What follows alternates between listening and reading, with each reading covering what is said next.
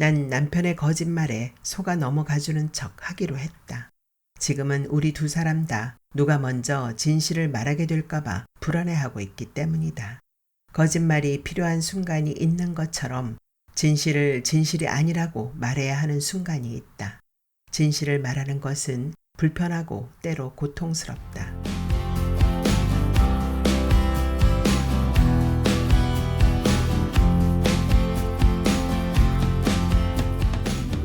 2007 여름의 환. 조경란. 어느 철학자는 사람들이 거짓말을 하는 이유를 8가지로 분류했다. 누군가를 종교적으로 괘씸시키기 위해서, 순전히 악을 행하기 위해서, 속이는 일을 즐기기 위해서, 다른 사람에게는 해를 주면서 누군가에게는 기쁨을 주기 위해서, 아무에게도 해를 끼치지 않으면서 누군가에게 기쁨을 주기 위해서, 흥미를 돋우기 위해서, 생명을 구하기 위해서, 누군가에게 모욕이 일어나는 일을 막기 위해서. 거짓말에 관해서는 쓰기도 힘들지만 하는 것도 힘들며 내 경험에 의하면 거짓말을 한다는 건 때로 지적인 노동에 속하기도 한다. 내가 거짓말을 하는 이유는 8가지 분류 중 거의 모든 사항에 속할 만큼 다양할 때도 있지만 대개는 아무 이유가 없을 때가 많다. 난 그것이 진정한 거짓말쟁이라고 생각한다. 아무에게도 해가 되지 않는 거짓말이 왜 나쁜가? 게다가 난 1년 중 대개 여름에만 거짓말을 하는 것이다. 가을은 남자의 계절이고 봄은 여자의 계절이란 말은 정말 사실일까? 내 질문에 남편은 일반적인 얘기라니까 그러네. 귀찮다는 듯 일축해버렸다. 그렇다면 난 일반적인 여자가 아니란 말인가? 난 고개를 갸우뚱거렸다. 그럼 당신도 가을만 되면 다른 남자들처럼 괜히 센치해지고 마음이 흔들려? 남편은 또 시작이군 하는 얼굴로 신문을 펼쳐들었다. 나로 말할 것 같으면 여름엔 필시 아무것도 안 하고 설렁설렁 지낼 게 분명하니까 봄엔 밖에 꽃이 피는지 지는지도 모른 채 1년 중 가장 열심히 일을 하고 가을엔 지난 여름을 돌이켜보느라 반성적인 사고를 하면서 보내게 되고 겨울은 너무나 추워서 발을 동동거리다 보면 금세 지나가 버린다. 그러고 보니 1년에 4계절이나 있다는 게 너무 많은 것 같기도 하다. 바꿀 수 있다면 봄, 가을, 겨울, 다시 봄, 가을, 겨울 이런 순서였으면 좋겠다. 내 인생의 크고 작은 많은 사건들은 모두 여름에 일어났다. 내가 가장 불완전해지는 여름. 200개도 넘는 몸속의 뼈들이 서로 달그락거려 자다가도 벌떡 일어나 대문을 열어젖히게 되는 여름. 그 사이로 재빨리 마음이 달아나 버리는 여름. 여름만 없었어도 난 지금보다 더 나은 삶을 살고 있었을지도 모른다는 생각이 들 때가 있다. 4년 전 35세 결혼을 결심한 때도 막 여름이 시작되던 6월이었던 것 같다. 여름만 되면 밧줄 하나가 툭 끊어진 도폭처럼 난 균형을 잃어버리고 만다. 그래도 결혼은 좀 더 신중하게 생각할 걸 그랬다. 독신인 오가 술에 취해 사랑이 뭐냐고 물었을 때 난 사랑이란 말이야 결과가 불확실한 모험이라고 제법 그럴듯한 대답을 한 적이 있었다. 결혼을 결심한 직후였으므로 얼마든지 그 불확실한 모험에 뛰어들 준비가 돼 있는 상태였을 것이다. 그때 오가 그랬다. 그러기엔 우리 나이가 너무 많지 않겠니? 남편은 나보다 5살이나 더 많았다. 독신으로 살아온 시간도 나보다 많고 결혼이란 게 진짜 결과가 불확실한 모험으로 가는 첫 번째 단계라면 그것에 대한 실패와 두려움 또한 나보다 더 컸을 거였다. 그런 그가 어느 날 반지 2개를 들고 나타났다. 우리 한번 시험에 들어보자. 청혼하는 말 치고는 좀 이상한 데가 있었다. 사랑에 대한 진정한 시험이 시작되는 순간이 바로 결혼이라면서 의식 같은 게 필요하잖아 하면서 그는 내 약지 손가락에 반지를 끼워주었다. 수수한 링 모양의 14K 금반지였다. 마롱, 꼭 당신 같은 걸 골랐네요. 난 자기 몫으로 준비한 다른 금반지 하나를 그의 손가락에 끼워 주었다.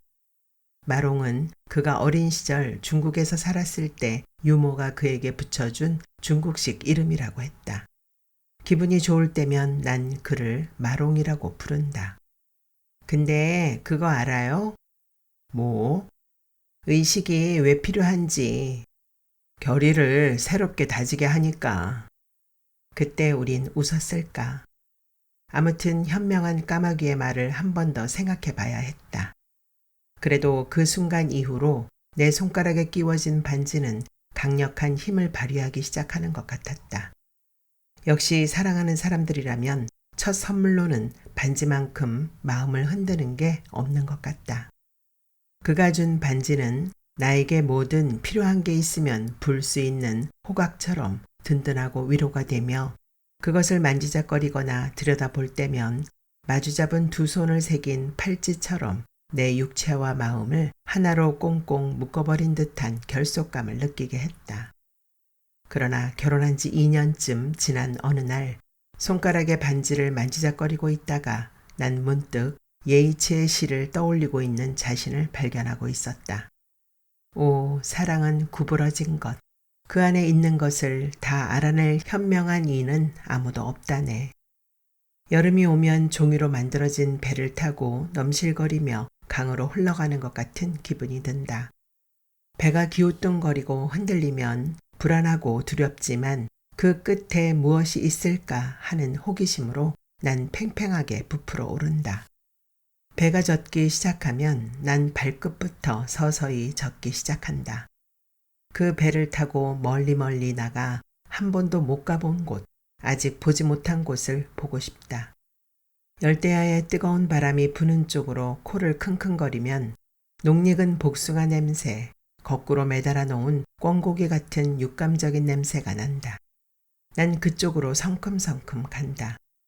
여름은 1년 중 나를 가장 용감하고 관능적이게 만드는 계절이며 실수 또한 가장 많이 하게 되는 계절이다. 내가 그렇다는 걸 남편이 이해해 준다는 게 지금은 다행인지 아닌지 모르겠다. 아무튼 모든 것은 정확하게 이해할 수 없으며 완전하게 이해시키기도 힘들다. 절기상의 구분이 아니더라도 난 본능적으로 여름이 시작되었다는 것을 느낄 수 있다. 이를테면 올해는 B와 전화통화하던 중에 드디어 여름이 시작되었다는 걸 알아차리게 되었다. 만날 약속을 정하다가 기껏 점이나 뺄 요량으로 피부과에 갈 거였으면서도 B에게는 몸이 아파 며칠 병원에 입원해야 할 거라고 말하곤 날짜를 미루었다. 입원이요? 어디가 아픈데요? 내가 문병 가면 안 돼요? B는 당장 큰 관심을 보였다. 나보다 7살이나 아래인 B는 내 카툰을 담당하는 C신문사 1년차 신입 기자다. 나한테 다른 마음이 있다는 건 알지만 약혼녀가 있어서 망설여진다. 뭐 심각한 건 아니에요. 우리 며칠만 더 있다가 만나자. 난 B를 달랬다. 전화를 끊고 나서 또 거짓말을 하고 있네. 중얼거렸다. 그러고 보니 최음 효과가 있는 향신료 냄새를 흠뻑 맡은 것처럼 정신이 혼미하고 아찔해지며 양쪽 귓속으로 뜨뜻미지근한 바람이 사사사 불어오는 것 같았다. 발바닥이 간질거리고 가슴도 쿵쿵 뛰기 시작했다. 여름이 시작된 게 틀림없었다. 남편이 거짓말을 하기 시작한 것도 이 즈음이다. 내가 진정한 거짓말쟁이라면 남편은 서툰 거짓말쟁이다. 서툰 거짓말쟁이는 그게 거짓말이라는 걸 뻔히 알게 해 상대방에게 고통을 주며 자신은 그렇다는 사실을 전혀 모르는 사람이다. 반지 안 보이네. 꾹 참고 있다가 내심 시치미를 떼고 물어보았다. 손 씻느라고 어디 빼뒀겠지 뭐. 허둥거리는 얼굴로 남편은 얼버무렸다. 일주일 후에는 잃어버렸다고 말했다. 거짓말을 잘하는데도 요령이란 게 있는데 남편은 그걸 몰랐다. 난 내빼듯 윗도리를 손에 들고 현관문을 빠져나가는 그의 뒷모습을 보면서 한 가지 사실을 깨달았다. 거짓말을 하는데 필요한 첫 번째 조건은 적어도 거기엔 두 사람이 존재해야 한다는 것이다. 그러니까 나 이외에 다른 한 사람이. 남편의 첫인상은 호리호리하면서 어깨가 딱 벌어진 게 꼭 젊은 황소 같은 데가 있었다. 먹는 것도 물고기나 야채같이 조금씩 물어뜯거나 오물거려야 하는 것이 아니라 스테이크처럼 목젖을 크게 올리며 꿀꺽꿀꺽 삼키는 음식을 좋아했다. 어떤 땐 약간 수줍어하는 데가 있고 정신을 놓고 멍하니 앉아있기도 잘한다. 남들이 볼 때 우린 그런대로 잘 어울리는 커플일지도 몰랐다. 등산화 용품을 전문으로 만드는 회사에 다니는 남편은 동남아시아 중국 등지로 운동화를 팔러 다녔다. 결혼하고 보니 출장을 자주 가는 게 가장 마음에 들었다. 채이를 낳고 난 후 얼마쯤 지나자 헐렁한 런닝 셔츠 바람으로 허여멀건한 배를 드러낸 채 소파에서 잠들어 있는 그가 어쩐지 뿔을 제거당하고 힘없이 쿵 쓰러진 소처럼 보이기 시작했다. 오는 그게 대표적인 우리나라 40대 남자 모습이라고 퉁을 주었지만 씁쓸하긴 마찬가지다. 그런 그가 다른 여자 때문에 거짓말을 입에 달고 다니기 시작한 게 처음엔 신기하기까지 했다. 출장이 잦아지고 접대 술자리가 전보다 더 늘어난 것만 제외한다면 남편은 크게 달라진 것이 없었다. 휴일엔 채이와 시간을 보내려고 애쓰고 마감을 앞둔 내가 작업실과 주방을 쩔쩔매며 왔다 갔다 하고 있으면 눈치껏 국수도 삶아내고 거실 바닥에 흩어져 있는 레고 조각과 플라스틱 공들도 볼풀에 잘 정리해 놓는다. 처음부터 그랬던 것은 아니었지만 언제부터인가 남편과의 잠자리는 뭐랄까 공이 늘 아슬아슬하게 홀컵에 못 미치는 그런 느낌이랄까. 그러나 그것도 이젠 큰 문제가 되진 않는다. 팔베개를 해주기만 하면 난 언제나 잘 잘 수 있으니까 말이다. 여느 때처럼 남편 왼쪽 팔을 끌어다 베려는데 그가 슬며시 팔을 빼내는 것이 느껴졌다. 잠자코 가만히 누워있다가 다시 팔을 잡아 끌었다. 그가 이번엔 노골적으로 팔을 빼더니 벽 쪽으로 돌아 누워버렸다. 양복 주머니 속에 들어있던 진주 귀고리 한 짝이 떠올랐다. 그냥 잘까 어쩔까 난 어둠 속에서 눈을 말똥말똥 뜨고 있었다. 우린 지금 서로 사랑하는 걸까 아닐까 혼자 질문해 보았다.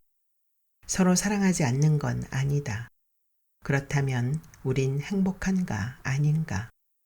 특별히 불행한 일은 없지만 행복하다고 말하긴 힘들다.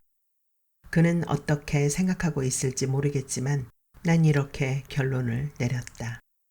우린 아직 서로 사랑하고는 있지만 행복하지는 않다. 그가 결혼 반지를 빼서 어딘가 감추고 있는 모습을 상상해 보았다. 난 다시 결론을 수정해야 했다. 사랑하면서 행복하지 못하다면 그건 틀림없이 삼각관계에 빠져 있다는 뜻일 거라고. 자리에서 벌떡 일어나 그의 뒤통수에 대고 이렇게 소리질렀다. 대체 요즘 왜 그러는 거야? 자다 말고 갑자기 왜 그러냐? 남편이 되레 버럭 신경질을 냈다. 이젠 그깟 800에도 해주기 싫다는 거야 뭐야? 자라 자.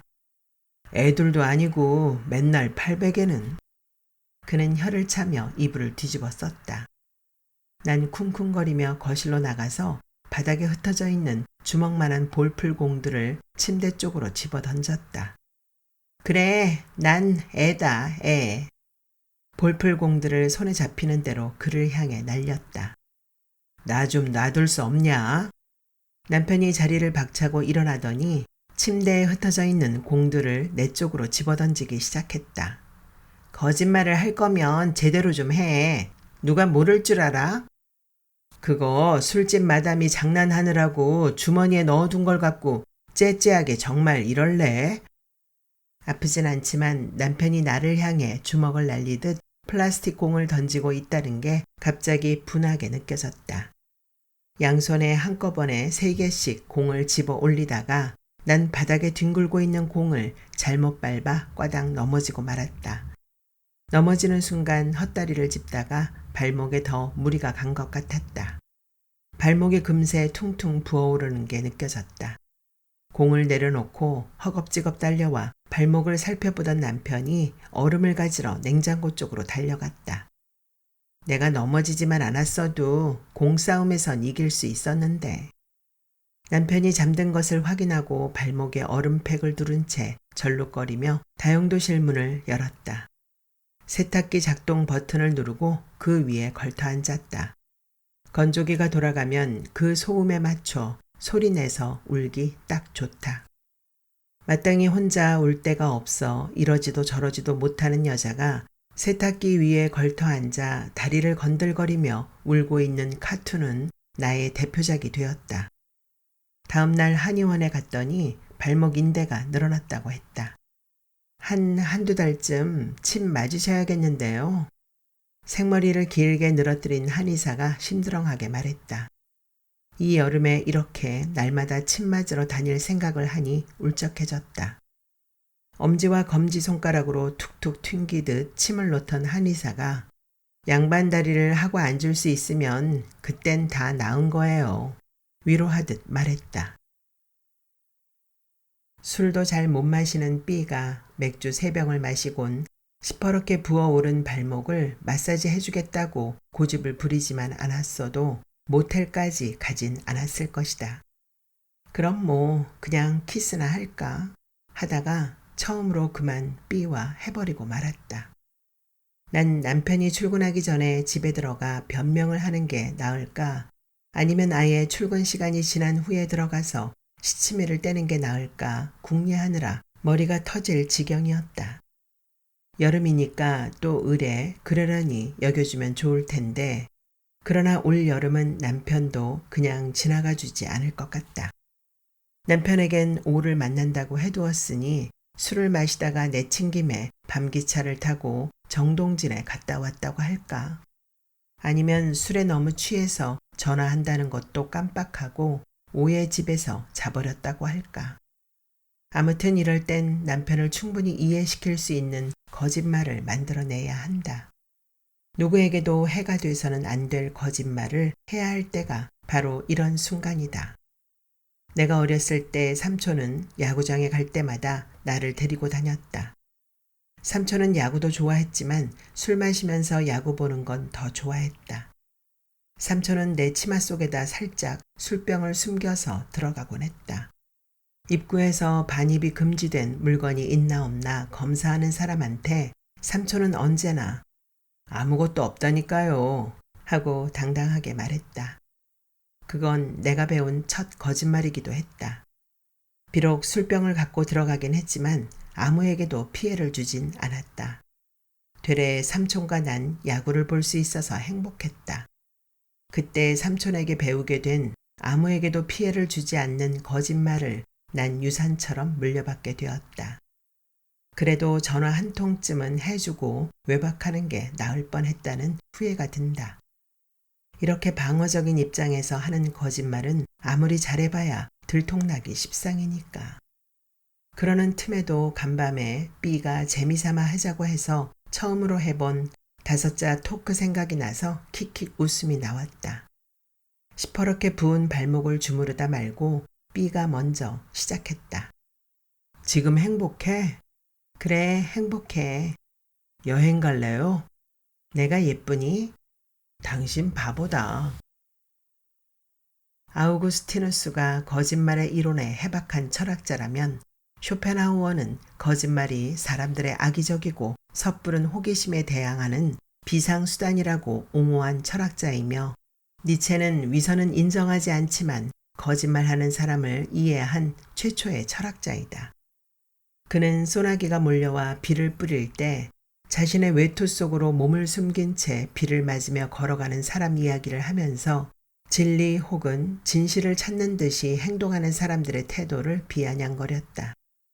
어떤 사람은 진실이 아닌 것을 두려워하고 어떤 사람은 거짓말을 한 것이 들통날까봐 두려워하며 또 어떤 사람은 기만당하는 것을 두려워한다. 그러나 니체의 주장이 맞는다면 모든 사람들이 거짓말 때문에 두려워하는 가장 큰 이유는 결국 자신이 손해를 보게 될까 봐서라고 한다. 그리고 그것 때문에 생겨난 게 위로하기 위해 하는 거짓말, 선한 목적으로 하는 거짓말인 것이다. 어쩌면 거짓말의 탄생이라는 것은 나약한 자기 자신을 보호하기 위한 수단으로서 태어난 것은 아닐까 하는 생각이 든다. 혼자 있을 때도 난 약하고, 둘이 있을 때도 약하고, 사랑이 없을 때도 약하고, 사랑이 있을 때도 난 약하다. 그러자 의사는 피식 웃으며 사람은 다 약해요 라고 성의 없이 대꾸했다. 나 때문에 이젠 여름만 되면 자신도 모르게 안절부절 못하게 된 남편의 권유로 의사를 찾아간 적이 있었다. 1시간 상담 시간 동안 의사는 40분 동안 내 이야기를 듣고 5분 동안은 사람은 누구나 다 약해요 라는 들어도 그만 안 들어도 그만인 코멘트를 해주곤 나머지 15분 동안은 약에 대해서만 설명했다. 난 곧 상담을 그만두고 말았다. 의사 눈에 나란 사람은 세상 물정 모르고 봄바람 난 기혼 여자에 불과할 테니까. 그래도 1년 중 여름이 5월, 6월, 7월, 8월 이렇게 4개월밖에 안 돼서 정말 다행인 것 같다. 만약 여름이 6개월이나 혹은 그보다 더 길게 지속된다면 난 어떻게 되었을까? 육아나 집안일은커녕 멍한 눈으로 길거리를 헤매느라 만신창이가 되었겠지. 카툰 속의 내 여자들처럼 말이다. 의사를 찾아가는 대신 난 앨리스의 거울이라는 제목의 그림을 한 장 그렸다. 거울, 즉 부드러운 어떤 하나의 막을 통과하면 지금 자신이 살고 있는 세계와는 전혀 다른 한 세계가 나온다. 신비한 것은 그것이 분명히 존재하는 또 하나의 세계라는 것이다. 그 거울 속으로 한 여자가 걸어 들어간다. 여기와는 다르지만 분명히 존재하는 거울 저편의 고요한 삶. 지금껏 한 번도 느껴보지 못한 삶. 그런 것이 누구에게나 필요할 것 같다. 물론 나에게도 그런 것이 필요하고, 특별히 뜨거운 바람이 훅훅 끼쳐오는 여름이면 더욱 그럴 것이다. 혹시 남편에게도 그런 게 필요한 것은 아닐까? 난 남편의 거짓말에 속아 넘어가주는 척 하기로 했다. 그동안 남편도 나에 관한 한 알고도 모르는 척, 보고도 못 본 척하고 넘어가준 일이 많았을지도 모를 테니까. 그리고 무엇보다 중요한 것은 지금은 우리 두 사람 다 누가 먼저 진실을 말하게 될까봐 불안해하고 있기 때문이다. 거짓말이 필요한 순간이 있는 것처럼 진실을 진실이 아니라고 말해야 하는 순간이 있다. 진실을 말하는 것은 불편하고 때로 고통스럽다. 인간의 양심은 아주 유연한 고무공 같아서 거기엔 틀림없이 타협의 길이 존재할 것 같다. 내가 원치 않는 일이 정말로 일어나게 될까봐 두렵다는 말을 해도 좋을지 모르겠어, 마롱. 건조하고 매혹적이며 몽롱한 이 여름을 즐길 틈도 없이 난 처음으로 어서 지나가 버렸으면 하고 바라게 되었다. 장마가 끝나고 본격적인 무더위가 시작되었다. 방충망에 달라붙어 악착같이 울어대는 매미 때문에 잠을 자는 것도 더 어려워졌다. 아는 사람들은 모두 휴가를 떠났고 마감에 쫓길 일도 없어졌다. 일상이 갑자기 단조로워진 것 같았다. 매일 오전에는 채이에게 책을 읽어주거나 놀이터에 가고 오후엔 침 맞으러 동네 한의원에 다녔다. 한의사는 한 번 다친 데는 자꾸 다치게 되어 있으니 늘 조심하라고 주의를 주곤 했다. 의사가 침을 놓는 동안 난 두통이 심해졌다는 둥, 밥맛이 없어졌다는 둥 푸념을 늘어놓기도 했다. 여의사는 네네, 지금은 여름이니깐 하곤 그만이었지만 다음 날이 되면 난 또 똑같은 소리를 반복하고 있었다. B를 만나러 나가는 일이 아니면 외출도 거의 하지 않게 되었다. 남편은 열흘 동안 필리핀으로 출장을 다녀온 후론 줄곧 야근이다 회식이다 하며 밤마다 요령껏 늦게 귀가했다. 잠든 남편의 손가락을 무심코 만지다가 잠에서 깨어날 때가 있다. 반지가 끼워져 있던 약지 손가락은 희미한 자국을 남긴 채 여전히 텅 비어 있었다. 남편이 누워있는 침대 곁엔 언제든 밖으로 뛰쳐나갈 수 있도록 바지가 구두에 끼워진 채로 놓여 있는 것만 같다. 다시 혼자가 된다면 어떻게 될까? 난 여전히 나일 테지만 그러나 틀림없이 예전의 난 아닐 것이다. 채이가 없어졌다는 전화를 받았을 때 B와 지하 술집 바에 나란히 앉아 있었다. B는 이제 겨우 30 초반이지만 조용조용히 술을 마실 줄 알았고 남의 이야기에 귀 기울일 줄도 알았다. 그리고 바텐더가 잠시 저쪽으로 자리를 비우면 재빨리 내 입술에 입을 맞추었다. 눈을 감고 있어서 그런 걸까? 이럴 땐 누구라도 이 사람보다 친밀할 수 없을 거란 착각이 들어서 좋다. 내가 B보다 젊었을 땐 한 번의 입맞춤으로 새로운 미래를 결정할 뻔한 적도 있을 만큼 순수한 시절도 있었는데 우물쭈물 하는 사이에 그 시간들이 다 지나가 버렸다는 게 섭섭하기 짝이 없다. 더 마실까? B의 대답도 듣지 않고 마티니 2잔을 더 시켰다. 오늘 늦게 들어가도 돼요? B가 물었다. 올리브를 입에 넣고 혀로 굴리고 있는데 오후 3시부터 5시간 동안 채이를 돌봐주는 아주머니가 다급한 목소리로 휴대전화를 걸어왔다. 애가 낮잠 자는 줄 알고 손빨래를 하고 욕실에서 나와 보니 안 보이더라고 했다. 아주머니는 우는 소리를 내며 얼른 집으로 오라고 하곤 전화를 끊어버렸다. B가 멀뚱멀뚱한 눈으로 나를 쳐다보고 있다. 채이가 없어졌대. 채이가 누군데요? 나보다 먼저 집으로 달려온 남편은 다용도실에 있었다. 남편은 나를 쏘아보면서 채이가 거기 있었다고 말했다. 여기서 뭘 하고 있었는데? 여기 들어가서 자고 있더라. 남편은 공을 걷어차듯 발로 세탁기를 쿵쿵 걷어차며 말했다. 당신 대체 애한테 뭐라고 한 거야? 채이가 왜 여기 와서 자고 있느냔 말이야. 난 그냥 뭐 세탁기가 좋다고 했어. 엄마가 제일 좋아하는 데라고. 난 말을 얼버무렸다. 이제 겨우 복숭아가 이뻐, 엄마가 이뻐, 아빠가 이뻐 라고 말하기 시작한 21개월짜리 딸이 내 말을 이해할 수 있을 거란 생각은 미처 하지 못했다. 혼자 중얼중얼 거리는 말들을 그 애는 다 알아듣고 있었던 것일까. 뭐? 세탁기가 좋다고? 애한테 그런 거짓말을 왜 하는 거야 대체? 아직도 화가 나 있는 남편은 이번엔 플라스틱 공이 아니라 청소기나 총채 같은 걸 손에 잡히는 대로 나에게 집어던질 기세였다. 거짓말한 게 아니야, 그 말. 사실이란 말이야. 내 말은 목구멍에 걸려서 잘 나오지 않았다. 엄마가 제일 좋아하는 장소에 와서 몸을 웅크린 채 세상 모르게 쿨쿨 자고 있는 채이의 모습이 떠올랐다. 그래도 세탁기 속에 들어가는 게 좋다는 말을 한 건 아니었는데 하긴 세탁기 위에 걸터 앉아 우는 모습은 한 번도 보인 적이 없으니까. 하마터면 정말 큰일 날 뻔했네. 난 희죽거리며 남편 팔을 잡아 끌었다. 채이 여기 들어있는 줄 모르고 아줌마가 그냥 세탁 버튼을 눌렀으면 어쩔 뻔했어. 이제 찾았으니까 됐잖아. 그걸 지금 말이라고 하냐? 애 놔두고 대체 어디서 어떤 놈이랑 마신 거야? 진짜 계속 이럴 거냐? 더 이상은 못 참겠다는 듯 남편은 손을 번쩍 들어 내 머리를 후려쳤다. 내달리던 강물도 바다가 가까워지면 흐름의 속도를 늦추곤 상류부터 운반해온 토사를 쏟아낸다. 거기가 밀물과 썰물이 교차되는 지점이다. 강물과 바다가 하나가 되는 순간이다. 그러나 딱히 거기가 어디라고 눈에 보이게 표시를 할 수 있는 것은 아니다. 계절이 바뀌는 건 강물이 바다를 만나는 순간만큼이나 불확실하고 모호한 데가 있었다.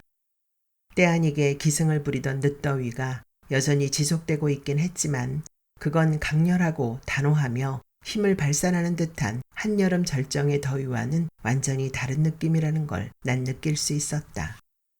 처서가 지난 일요일 오후에 오랜만에 대청소를 하기로 했다.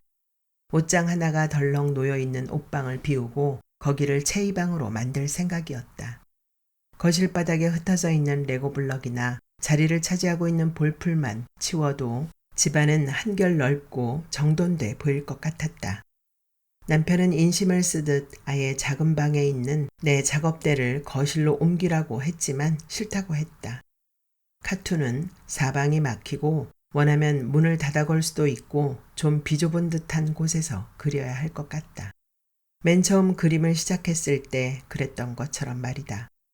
남편과 채이가 장난감을 옮기는 동안 난 총채를 들고 집안 곳곳 먼지를 털다가 신발장 위에 바싹 마른 라벤더 한 묶음이 놓여 있는 걸 발견했다. 한 달쯤 전인가 강원도로 취재를 다녀오던 길에 B가 허브 농장에서 따와 누런 서류 봉투에 담아왔다. 아침에 꺾어왔다는 허브가 우리가 만난 저녁엔 이파리가 바스락거리며 떨어질 만큼 말라 있어서 그가 실망했던 게 생각난다. 지금은 손끝만 스쳐도 이파리와 보라색 꽃잎이 가루처럼 떨어져 내린다.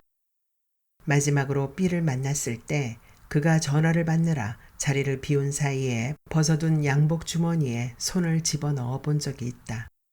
역시 그의 약혼 반지는 그 주머니 속에 들어있었다. 언제부터인가 B는 나를 만날 때마다 반지를 뺐다. 입고 온 날은 내가 화장실 간 사이 혹은 입술을 고치는 사이에 슬쩍 빼는 것을 보기도 했다. 보고도 못 본 척 하느라 그만두라는 소리를 못했다. B가 다시 무연한 얼굴로 내 옆에 앉자 난 웃으며 B가 좋아하는 5자 토크나 할까? 하고 운을 떼었다. B가 정말? 하며 내 옆으로 바짝 다가앉았다. 그래, 그럼 자기부터 시작해봐. 기다렸다는 듯 B는 말했다. 우리 뭐 할까? 그만 만날까? 무슨 일 있어? 그건 아니야. 내가 싫어요? 그것도 아니야. 그럼 왜 그래? 사랑하니까. 뭐라고 했어? 사랑하니까. 그만 만나자. B와는 그렇게 5자 토크를 하면서 헤어졌다. 이제 그가 피앙새 몰래 다른 여자를 만나거나 반지를 빼는 일은 없었으면 좋겠다는 생각을 하면서 말이다. 돌이켜보면 여름에 더러 잘한 일도 있었던 것 같다. 지난해 여름엔 3번 만난 어떤 사진작가한테 빨려들듯 한눈에 반했던 적이 있었다. 누굴 기다리는 동안 가슴이 그렇게 쿵쿵 뛰는 것도 생전 처음이었다. 자신의 인생에서 가족을 첫 번째로 소중하게 생각하는 그런 부류의 남자였다. 누군가 밖에서 내 남편을 본다면 아마 그와 비슷한 생각을 하게 되지 않을까. 난 그 사진작가를 단념했다. 그가 생각날 때면 우리 동네 단골 술집에 그가 키핑해준 앱솔루트를 혼자 한 잔씩 마시며 이런 소용없는 마음, 보고 싶은 마음, 취해서 흥얼흥얼 중얼거리다 들어왔다. 글을 읽는데 보드카 한 병을 혼자 다 마시는 시간만큼 걸렸다. 그러자 곧 가을이 시작되었고 난 다시 수줍고 얌전한 사람으로 돌아왔다. 만질 때마다 파삭파삭 부서져 버리는 라벤더를 조심조심 쓰레기통에 쓸어 담았다. B와 보낸 여름은 갔지만 그래도 향기는 추억처럼 고스란히 남아있는 것 같다. 이제 채이도 볼풀에 들어가서 놀기엔 너무 컸고 텐트처럼 자리만 차지하는 것 같아서 볼풀을 아예 치워버리기로 했다. 마지막으로 남편과 채이가 볼풀 속에 들어가 300개도 넘는 오색 공들 속에서 서로 장난치고 있는 모습을 디카로 몇 장 찍다가 나도 그 안으로 들어가 봤다. 새 식구가 들어가 앉기엔 비좁고 답답했지만 몸을 받쳐주는 플라스틱 공들이 작은 손들처럼 간지럽고 안도감을 주었다. 커다란 비닐봉지에 공들을 한 대 담기 시작했다. 그러자 볼풀 바닥이 드러났다. 잃어버린 줄 알고 있었던 현관 열쇠, 동전들, 단추, 채이의 머리핀들이 거기 있었다. 그리고 동그랗고 반짝거리는 것. 남편과 난 동시에 소리쳤다. 남편의 결혼 반지였다. 볼풀 바닥에서 잽싸게 반지를 집어들곤 거봐, 이제 내 말 믿지? 남편이 의기양양하게 말했다. 남편 말대로 양복 주머니 속에 들어있던 진주 귀고리는 단골 마담이 장난을 하느라 넣어두었을지도 모르고 출장과 외박이 잦아진 건 책임져야 하는 일이 더 늘었기 때문일지도 모른다. 나는 그럼 당신 말 믿지. 내가 누굴 믿겠어. 라고 대꾸한다. 이게 올 여름에 하는 마지막 거짓말이길 바라면서. 그러나 정말로 궁금한 게 있다. 모든 사람들이 언제나 진실만을 말한다면 어떻게 될까? 짐짓 그런 생각에 빠져 있는 나를 남편이 한쪽 발을 뻗어 툭 건드리며 말했다. 당신 양반다리 하고 앉았네. 중국으로 출장을 떠난 이튿날 저녁에 남편에게서 전화가 왔다. 천안문 앞에서 배추 한 통을 줄에 묶어 질질 끌고 다니는 남자를 보았다고 했다. 난 그 사람이 배추 장사가 아니라 아마 행위 예술가일 거라고 남편에게 말해주었다. 예술은 너무 어려워. 남편은 혀를 찢쳤다. 내 그림은 이해하지? 라고 묻자 남편은 당신 그림은 그게 그림이냐? 만화지. 했다. 그리고 한마디 더 덧붙였다. 만화라서 더 좋다고. 난 나의 친구이자 남편의 여동생인 오의 소식을 전해주었다. 컵라면에 물 붓는 선이 있는 게 다행이라고 여길 만큼 요리를 못하고 관심도 없는 그녀가 최근에 요리 학원에 등록했다. 오가 새로 만난 남자가 그 요리 학원의 강사다.